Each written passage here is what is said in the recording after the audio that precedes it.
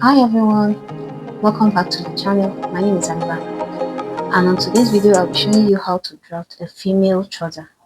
So if it's something you are interested in, watch the video to the end. And please don't forget to support me by subscribing to my channel. So let's dive in. Now the first thing we need is measurements. And the measurements, I'll categorize it into two. We need both vertical and horizontal measurements. Now, the vertical measurements are the points we are to interpret the horizontal measurements. Now, the vertical measurements are starting from waist, from here to here, to the measurement from here to here. I'm looking for the midpoint of it. So, I'll lift this one up and mark my dot. The length I use is 5 inches. So 5 inches, I'll mark it 5 inches. That's the length of my dart. And on both legs is half inches. So half inches on this side, half inches on this side. So that is my dart and this is my front. So I have both the front and back pattern together. So I'll just cut it. Now I've cut the front and the back pattern.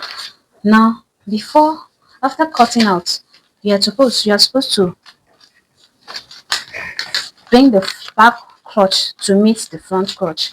Now they are supposed to be equal at this point, and every of your points, the knee, everything, you're supposed to lap it with half inches. So if you notice the back is looking higher like this, so you check where it's looking and you have to take this little excess out, take it out.